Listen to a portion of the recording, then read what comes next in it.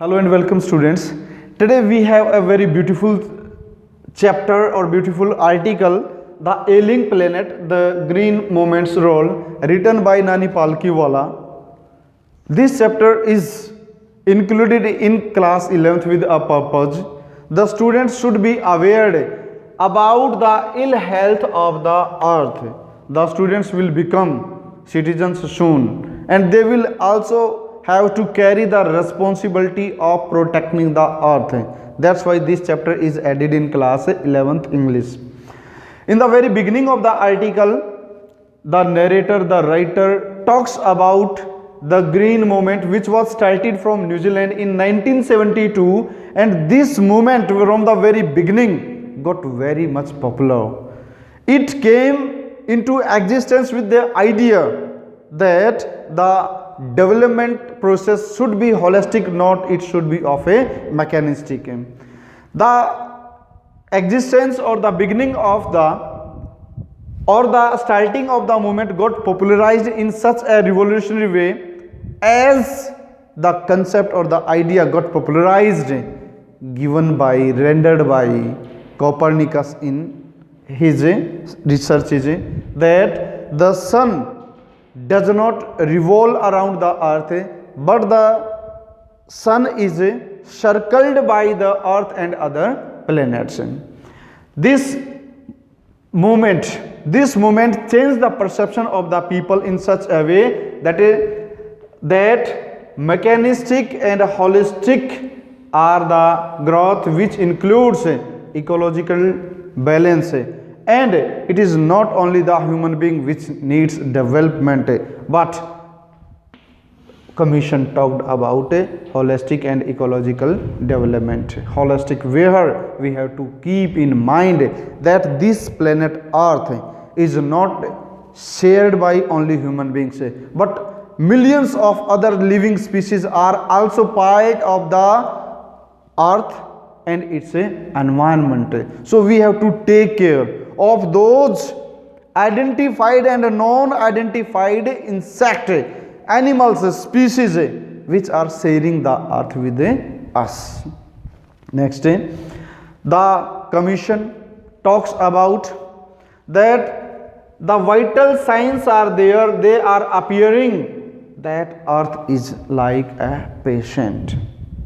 We see always that the forests are disappearing at a rapid rate.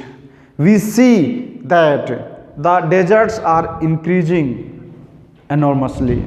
We see that the grasslands are shrinking. We see the mountains are depleting. All these things show that the earth's health is not good.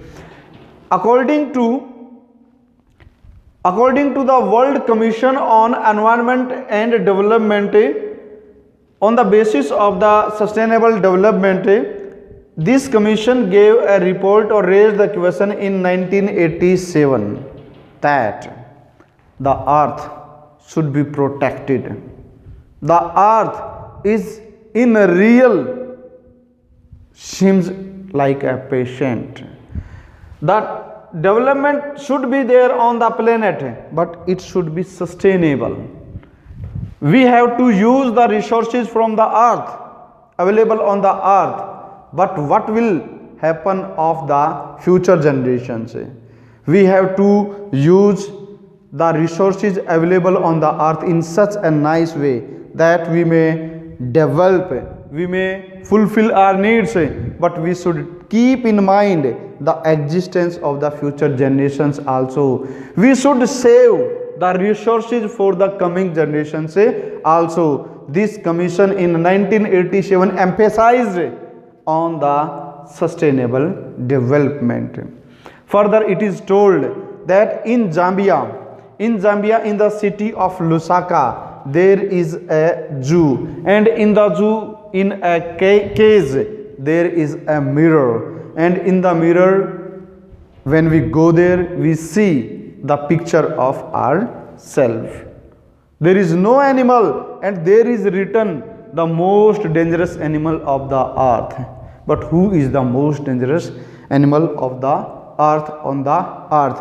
It is human being. It is not only, it is no other animal, but it is human being, where it is written the most dangerous animal of the earth. The human being is called the most dangerous animal of the earth because of some of the reasons. The human being has snatched the food of the other animals. The human being has deforested the earth, and it has made the wildlife without any home. Human being is using the resources of all the living creatures on the earth. That's why it is said it is called the most dangerous animal of the earth. There was a commission, Brandt Commission, of which Mr. L.K. Jha, an Indian, was also a distinguished member. This commission raised a question. In its report,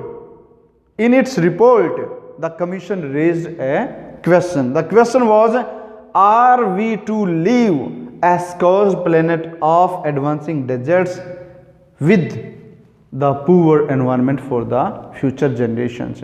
We are progressing, no doubt. Human being has made a tremendous progress in all walks of all spheres of life, but at the cost of the environment. At the cost of the environment, are we going to live a scorched planet for the future generations? Electricity, use of a mineral oil, deforestation. We need more and more wide homes to live in, but we are cutting the forest. We are snatching the homes of the wildlife, wild animals. Is only the human being the most superior animal on the planet, which require all sorts of facilities?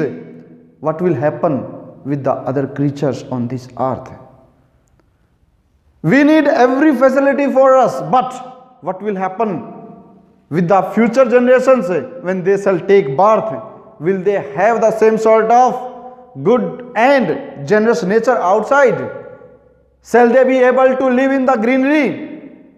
Will they have the pure drinking water or not?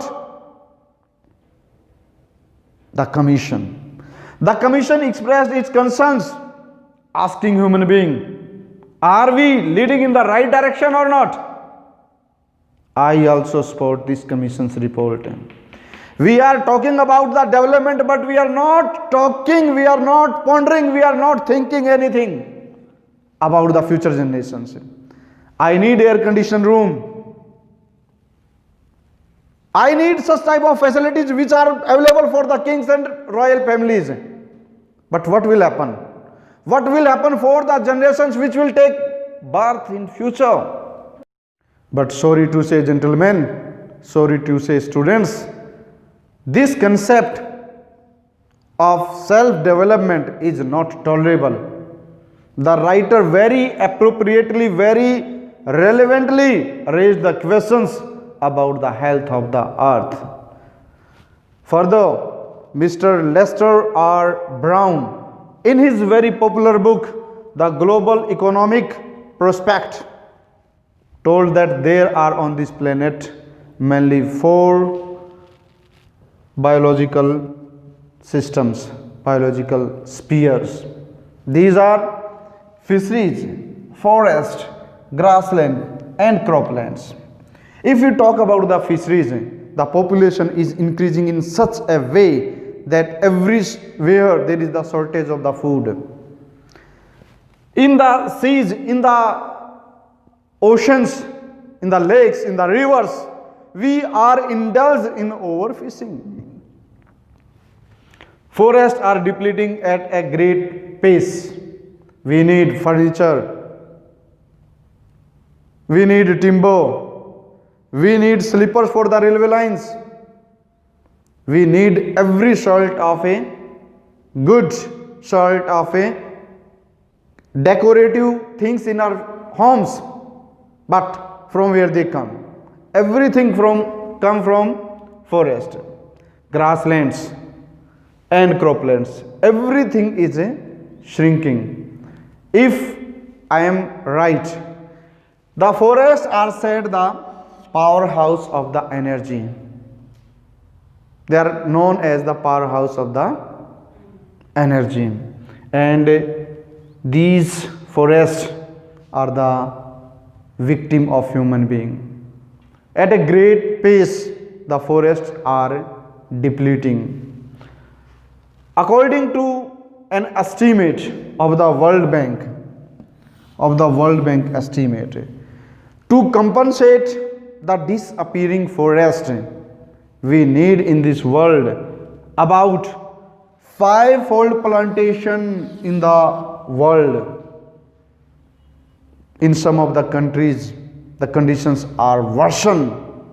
It is said that whatever is cooking in the pot,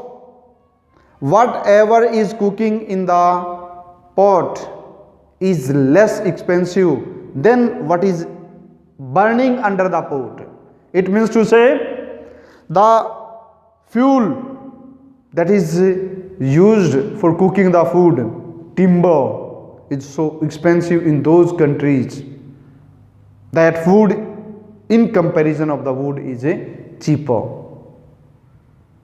It is the issue of very much concerning, and the world government, world institutes like UNO must come forward, like the green movement was started in New Zealand to protect the earth and the forests. There we see that trees are cutting at the great pace. The global environment is going to be warmer than ever before. The storehouse of ice or the glaciers, they are depleting, melting at the great pace. It should be protected. It should be saved. As far as India is concerned, in the Constitution of India, in Article 48, it is directly mentioned, it is clearly mentioned that it is the duty of the government to safeguard the environment of the country and to protect the wildlife living in the forest of India. But sorry to say, students, in India, rules are never properly respected, never properly implemented. There are a lot of rules to protect students to work as a child labor. There are the rules to stop the bondage labor. There are the rules to protect the rights of the people. But in India, nothing is properly implemented. We see always children working at dhabas, working at the industry, in the industry sector, not properly implemented. So here also it is very relevantly question raised by Nani Palkiwala that in India the government is also failed to protect the environment and the wildlife. People are poaching, they are killing wild animals without any rights. There is no one to stop them. Only issues are raised because of the political reasons. In true spirit, there is no one to implement these rules properly. According to the Estimate Committee of Indian Parliament, in India we are losing near about 3.7 million acres of forest every year. But in reality, the deforestation is 8 times further than the estimated committee statement. The reason of deforestation in India is overpopulation. For the increasing population or for the so much large of population, we need homes, we need the colonies to reside them. According to the estimate, it is observed that the 1 billion population of the world was in 1 million years, or it took 1 million years to reach 1 billion population in 1800. But the second 1 billion population was added merely in 100 years from 1800 to 1900. And in the 20th century, once again, 3.7 billion population was added. According to an estimate, in every 4 days, we are adding 1 million people in the world population. In every 4 days, we are adding 1 million population. From where shall we be able to manage homes, food, clothing, all the necessary goods that are required for a good citizen or to live a life of quality? The overpopulation has spoiled the game of the world, and it is always recommended to save the earth. The overpopulation can't be controlled like animals by forcible contraception. People should be aware. The poor people, they think the more will be the children, the more laborer will be able for them, the more income will be there from the more children. But this is not the case. Only the education and proper development can decrease the population. Educated people don't promote overpopulation. So we must provide good sort of education to the country. And to save the earth, the industrialists, the big business tycoons must come forward. Like Mr. Edgar S. Woolard, who is the chairman of DuPont, a world famous company. Mr.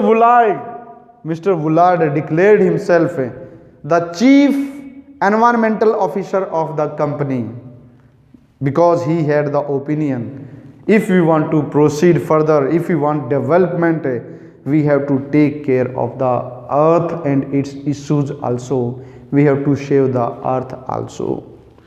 Finally, Mr. Lester R. Brown, in his book, he asked a very genuine question, a question which is full of a wisdom, a question which makes us to think and ponder. The question is, we have not inherited the earth but from our ancestors. We have not inherited the earth from our ancestors or from our forefathers, but we have borrowed it from our children. It means to say, we are just the trustee of the earth. We got the earth from our forefathers, and this is our duty to hand over this earth planet to the future generation in the same condition in which we got it. Being the supreme commander of all the animals, being the supermost intelligent and the wise animal on the planet earth, this is the human being duty to protect the earth, to protect the environment, and to hand it over to the next generations in the better condition. This is the duty of the human being, to hand over this planet earth to the future generations in the better health, in the better condition than we received it from our forefathers. So this was the story, this was the chapter. I do hope you shall like it. Thank you very much.